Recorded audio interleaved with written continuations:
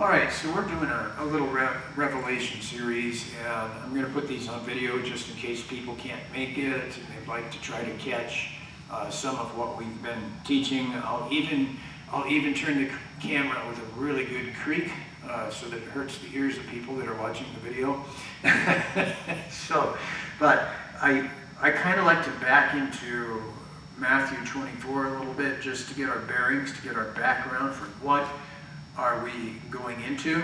And I like to try as much as possible to put the Old Testament with the New Testament, make sure that we're paving this thing just as tight as possible so people understand what's going on in the book of Revelation. We did start with chapter 1. We saw the vision of Jesus in chapter 1 last Wednesday, and today we are going into Matthew chapter 24 when I get there. For now, I'm kind of an introduction.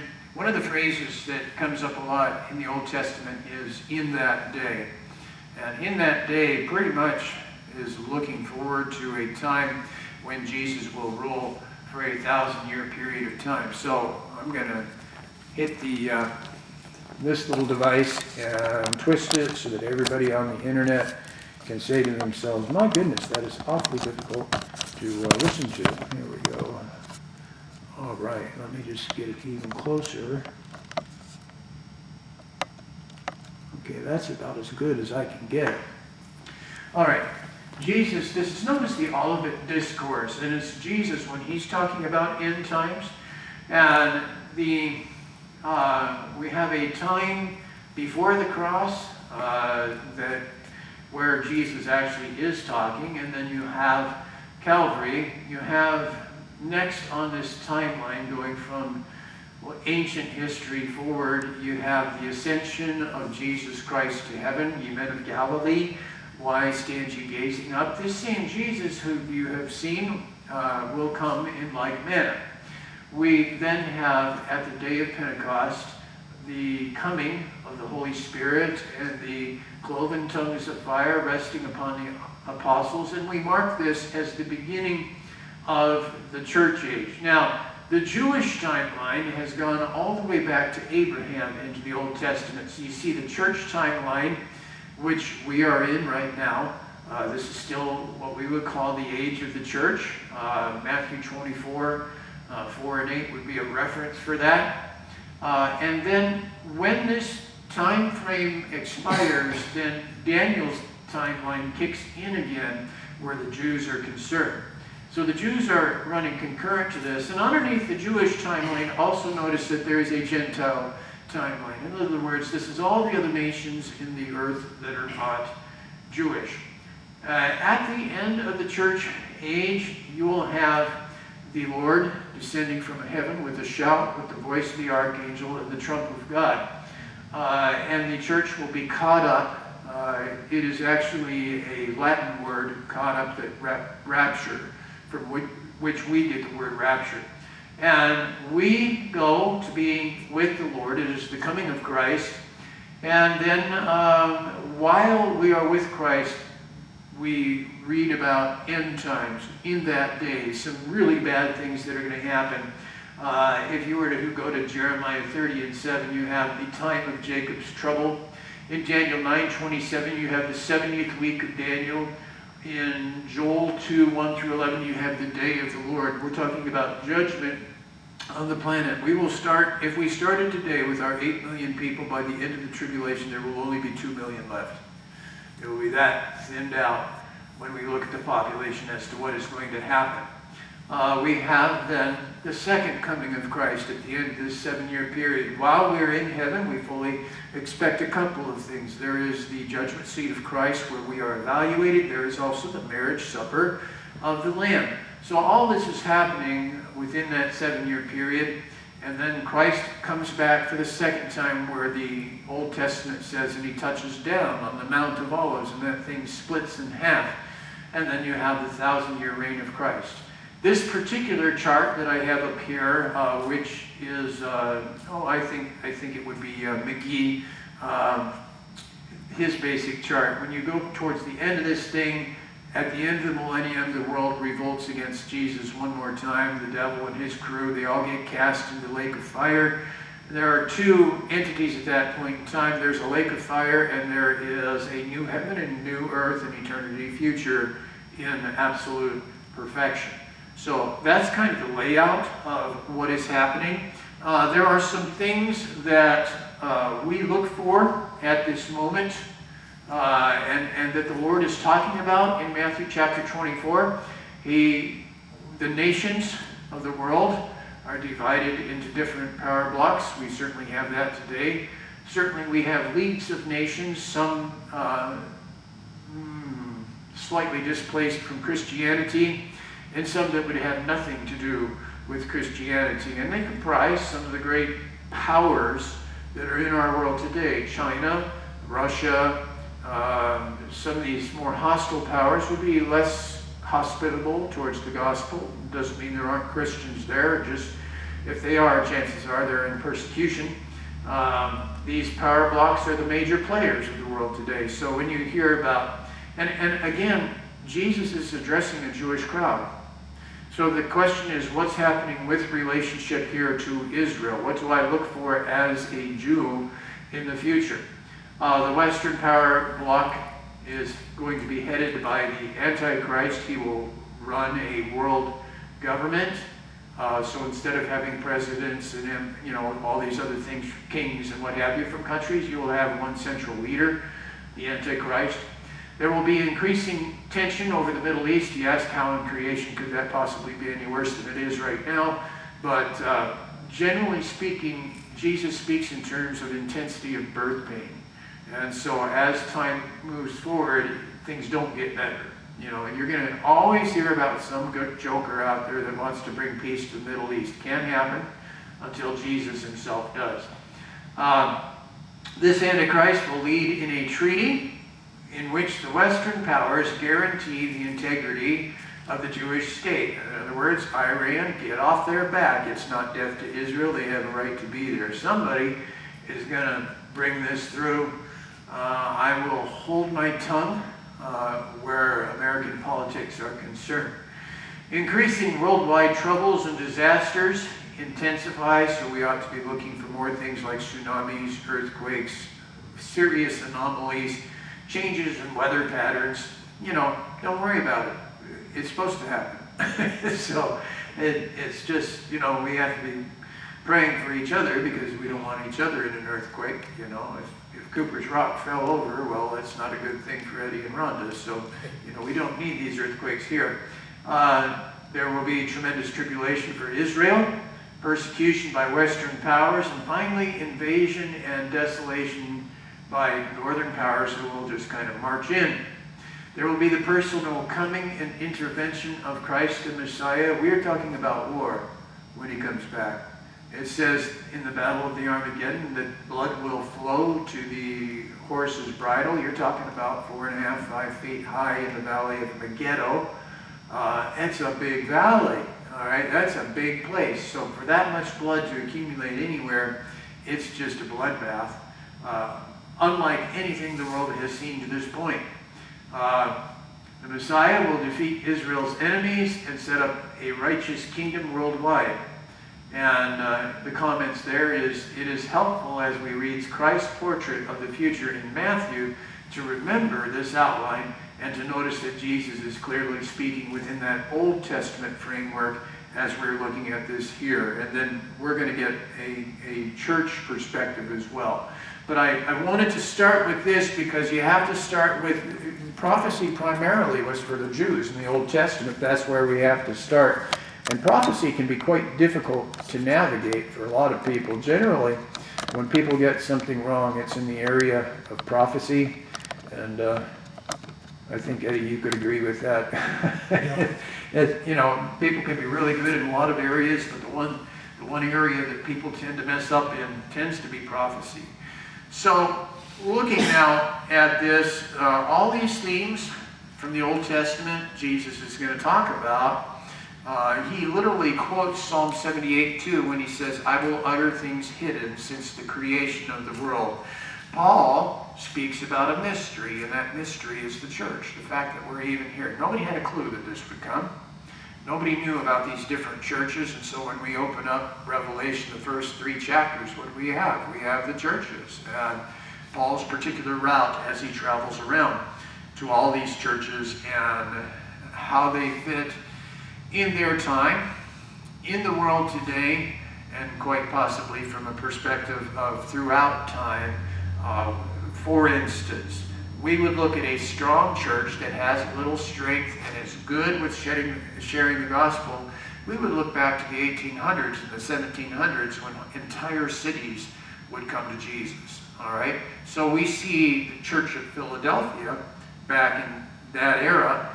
In our era, it's fairly easy to spot the Church of Laodicea. In other words, you're not hot, you're cold, you're just uncommitted. What's wrong with you? I just want to spit you out of my mouth. That's not a high compliment, by the way, but that is how the Lord describes many of the churches in our area in our time. But to remember also, when we're thinking about this, is somewhere in the church today, there is a very persecuted church. If you go to China, I think you'll find a persecuted church. Need I mention North Korea? If we work our way down into Africa, Ethiopia, they burn your churches over you. So we do have a persecuted church today. Is there a place where the gospel is being received widely? I would say if you went to the Philippines and a few of the eastern countries, they're very open to the gospel. And it's always fun to watch what's happening with them. In fact, even little Charles in his own area, it would seem that people are flocking to hear the gospel. I can't speak for everything, but it seems like at least where the gospel is concerned, they're responding to that. And that's a pretty neat thing, especially since there's plenty of Islamic counteraction in that area. It's kind of a tug-of-war between Christ and Islam out there in his region. Well, as we continue then, acknowledging that this is a Jewish chapter that the Lord is speaking on, he basically is going to field 3 questions. The first question is by the disciples. They're looking, they're admiring the temple, they think it looks beautiful, and Jesus says, I got to tell you something, you're not going to have one block on top of another. It's interesting because that's a short-range prophecy. By AD 70, you know what happens? Titus comes to town, and there's not one block on top of another. It didn't take long to take care of that. So they're wanting to know, when is this temple going to be destroyed? And he'll answer that in Luke, which we're going to be in just a second, Luke 21. The second one is, what is the sign of your return? Now, when you look at this, while there are patterns in play for the first return of Christ, some of these things he's talking about are happening during the Great Tribulation. And so as far as the Jews are concerned, and that literal coming back down to be the king that they have been looking for all this time, you will see there. And Matthew 24, again, our audience is a Jewish audience here. What is the sign of the end of the age? And so the Lord answers that as well in the first few verses that we come to. So let's start with verse 1, Matthew chapter 24, and I'm going to cover Matthew 24, 25, and then I'll get back to the churches. I may need to sew up a minor detail or here at Thessalonians, but I'll get to the churches. Verse 1, Jesus went out and departed from the temple, and his disciples came to him to show him the buildings of the temple. And Jesus said unto them, see ye not all these things? Verily I say unto you, there shall not be left here one stone upon another that shall not be thrown down. And here they are admiring it. I mean, it took forever to get that thing up. And Herod, it's one of his great achievements. And the Lord comments, and as he sat upon the Mount of Olives, the disciples came to him privately, saying, tell us, when shall these things be? What shall be the sign of your coming and of the end of the world? So going over to Luke chapter 21 and landing right about verse 20, they've just finished asking him, when is the temple going to be demolished? Verse 20, he said, when you shall see Jerusalem compassed or surrounded by armies, then know that the desolation is close. Then let them which are in Judea flee to the mountains. Let them which are in the midst of it depart out.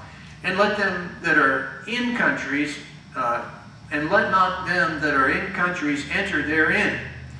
For these be days of vengeance, that all things which are written may be fulfilled. Oh, woe unto them that are with child, that are pregnant, to them that are weaning their children in those days. There shall be great distress in the land, and wrath upon this people, and they shall fall by edge of the sword, and shall be led away captive into all nations, and Jerusalem shall be walked on by the Gentiles until the time of the Gentiles be fulfilled. When is that temple coming down? And it doesn't take too terribly long. There are a lot of things that happen in this time frame. When shall these things, plural, be? What is the sign of the end of the age? Jesus said unto them, verse 4, Take heed that no man deceive you. Many shall come in my name, saying, I am Christ, and shall deceive many. You shall hear of wars and rumors of wars. See that you're not troubled. For all these things must come to pass, but the end is not yet. Nation shall rise against nation, kingdom against kingdom. There shall be famines, pestilences, earthquakes in different places, and these are the beginning of sorrows. Sorrows meaning birth pains. Just like a woman goes into labor, and at first those birth pains are spaced out a little bit, and they're coming at every 15 minutes, hopefully. But as that baby comes closer, those birth pains are pronounced and frequent and very distressing. And that is the analogy that Jesus gives when we look at these end-time events. And some of this, by the way, false teachers, were there any false teachers that would come between or around the time of Jesus to around the time that Titus would come in? There certainly were. I could name a few of them. Theudas was a prophet. He tried to part the Jordan. I about said the Red Sea. He tried to part the Jordan miraculously to lead his followers to Jerusalem in an insurrection against Rome in AD 45. So there was this thing. And when Jesus is saying, hey, different people are going to say, hey, I'm it, I'm Christ. And no, Theudas was not him. There were two sons of Judas, the Galilean, the pioneer zealot, that was crucified in AD 47. So there's another person who's trying to lead an insurrection.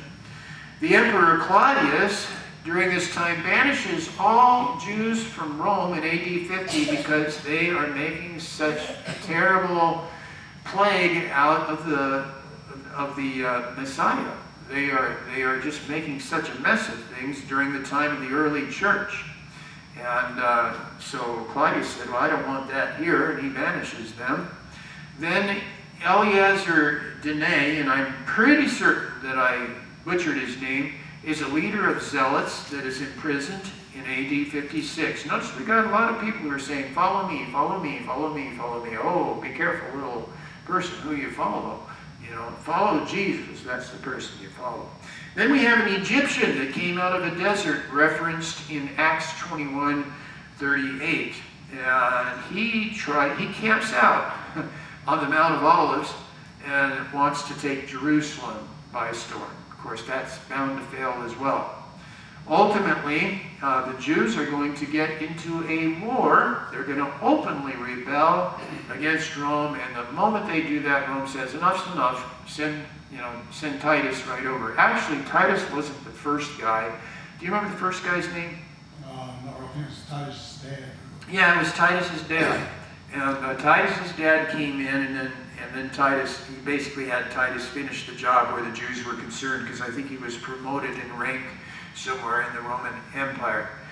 So, yes, this is literally fulfilled, but these deceivers are a shadow of deceivers that would also come in the future. I always look at this study of end times, of eschatology, as you have kind of a front image, and then, man, somewhere out here, boy, do you get the real thing, all right? Because the language is so intense, it has not yet been fulfilled at this time. This is where some Christians disagree, but I can't find a single thing, whether you were dealing with, say, an amillennial position, where somehow we're making everything all symbolic and heavenly, or if we were making a post-millennial thing where, you know what, we've got to get the world better for Jesus, because Jesus can't come back until we get it better. Well, good luck with that one. All right, the world isn't getting better. In 2 Timothy 3 says it's not, or is it first? Yeah, 2 Timothy 3 says, hey, these are the end times. I have to side with the evangelist friend of mine that said once upon a time, cheer up, things will get worse. That's what I see, that's what I read, and so I think that's the best interpretation as we look at these scriptures together. We have these sorrows, we have false teachers, and what Jesus is talking about is going to be literally fulfilled. But Revelation is going to talk about some pretty intense things, like a rider on a white horse, an antichrist, who will deceive the world. Thessalonians would be talking about somebody that's yet to be revealed, that's going to make a mess of everything. And Daniel certainly references him. Now, when Daniel talks about somebody that comes in and defiles the temple, and I think there was a prototype in the person of the Greek guy Antiochus Epiphanes. He goes in the temple. He sacrifices as I remember, it was a pig, which is ixnay, don't do that. But he corrupted the temple. And I believe he went so far as to demand worship of himself. The Antichrist will demand that people worship him. So you have a human being pretty much possessed by the devil himself that is going to demand worship from the whole world at some point in time. Now, as we continue then through this passage, and I'm only going so far, this is just introductory, Peter talks about false prophets that would come. He says, there were false prophets among the people, even as there shall be. Notice the shadow, but be careful, there's more coming. There shall be false teachers among you who privately bring in damnable heresies, or you could say heresies straight out of hell. That would be the appropriate expression here. Denying the Lord that bought them, and bring upon themselves swift destruction. May I ask, are there churches today that deny the Lord Jesus Christ, that deny the blood? My goodness, in the late 70s and early 80s, there were actually hymn books put out. You know what they tried to get rid of? Any reference to blood. Oh, blood is disturbing. Blood is disquieting. We don't want blood in our hymn books. Nothing but the blood? Probably won't find it. But you are bought with a price, with the precious blood of Jesus Christ. Would you say that such a church that erases from its hymn books anything about the blood is denying the one who bought them? Absolutely. We did that with our hymn books. When you go from the 1930s and you work your way into the more modern era, there was a lot of higher criticism of the scriptures, and in getting critical, they dismissed a great amount of biblical truth that has not changed. God loved the world that he gave Christ. That didn't change in all these years. And so if a church decides it's going to go down that route, they're doing what Peter talks about. They deny the Lord that brought him, and they bring upon themselves swift destruction. And again, we would learn in Timothy that evil men and seducers will wax worse and worse. So, and even Jesus said something about him. Jesus said, I'm come in my Father's name, and you don't receive me. If another person comes in his own name, you'll take him. And certainly that is unfortunately something that we see an awful lot today. And the cults especially have a terrible time. We had met a lady recently in the nursing home, and she was from a cult. And I think we had a bridge track, and I think we were pointing at how Jesus, his death on the cross, paid for our sins. And she looked at the cross and she says, oh, that's bad, that's bad. Well, if you've been taught the wrong thing, that particular cult was Jehovah's Witnesses. They are good with Bible, but they're really in bad shape as far as actually translating it right. And one of the big problems that comes up there is their translation of Greek. You can't do anything outside of what comes from, I believe it's the Watchtower, right? Isn't that their primary source? So if all you're allowed to read is what they print, that's not quite fair. As a Christian, you can read anything you want. All right, you can do your own study, and you're not restricted to Joe's Publishing Shop at 78th Straight Lane. You have to read that, or you don't get anything else. Well, what if Joe's Publishing Shop had something wrong with it? You need the freedom to be able to compare and say, well, wait just a second. Now, no, I've searched the scriptures for myself and not the one that's been contaminated by your Greek stuff here. Okay, so I thought it was interesting that she would look at the cross and almost panic and say, oh, that's bad, that's bad. And I'm thinking to myself, oh my goodness, Michelle, we got a hot case here. But it was a case of a cult, and it's what is being referenced in this passage here. So anyway, these are the beginning of sorrows. You'll hear of wars. You'll hear of rumors of wars. Don't be troubled. So let me ask you, has anybody here heard of any war going on in the world right now that might somehow possibly relate to Jews? Yeah, we still have problems with the Jews in the world today. And Jesus, as he's speaking to his Jewish audience, he says, just don't let it move you. You know, I like what one preacher boy said years ago. He says, you know, sometimes we treat God in such a manner of, you know, we might think that he's folding his hands and saying, oh my goodness, I didn't expect this to happen. God knew the beginning from the end, and this is all heading this direction. The evil that we do see in our world today has a precedent that has been spoken of by Jesus and by John and by Paul and by Daniel and by the Old Testament prophets. It goes back easily 2,000 years. We know it's going to get worse.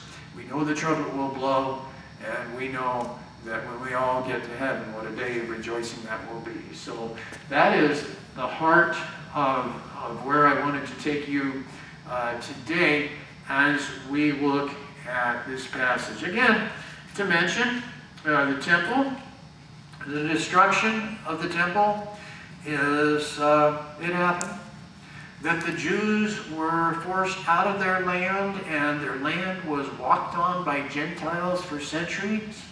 Absolutely happened. And now they're coming back into their land, have been in their land since 1948. But there will always be pressure by people who don't want them there, who would just wish the Jews would just go live in the Mediterranean Sea someplace. That's kind of really not going to change. Of earthquakes, we could say there was Mount Vesuvius, which blew its top in AD 70, but that's a little too narrow, isn't it?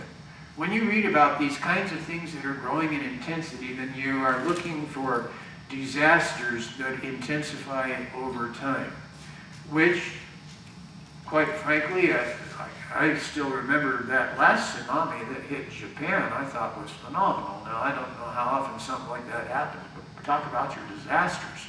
That was a terrible thing. We will see more of this kind of thing. And no doubt, when you go to the Weather Channel, they will say, global warming. Our problem in the world today, our greatest problem is global warming. That is not our greatest problem in the world today. Our greatest problem in the world today is narrow is the way that leads to heaven, but wide is the gate that leads to destruction. People ought to be more concerned about their eternal souls than about tuning into the Weather Channel.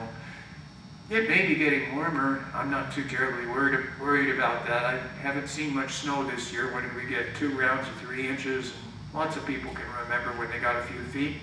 That's fine. I don't lose any sleep over that because I've read the book.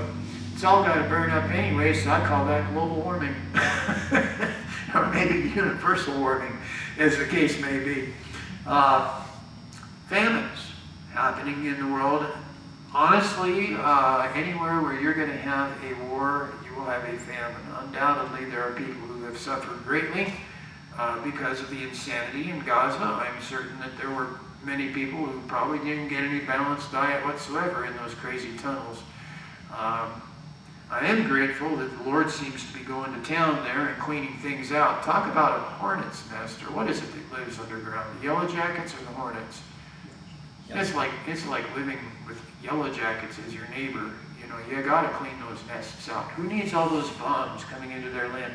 Israel's not much bigger than West Virginia. Can you imagine what it would be like if you had, let's go south. North Carolina firing on us from the south, and Pittsburgh firing on us from the north. And here we sit, thousands of them, and we're depending on technology to make sure that none of them happen to hit us. And sometimes, and in some places, we have 15 seconds to get to a bomb shelter. What's fair about that? So anyway, the Lord will ultimately take care of his people, but it's going to get worse before it gets better. There will be famines. These are the beginnings of sorrows. We are seeing an intensity, I think, as far as Israel is concerned. If you look at their history, the very day that Israel proclaims their freedom, 1948, every nation around them rebels against that and starts a war. You know who won? The new kid on the block.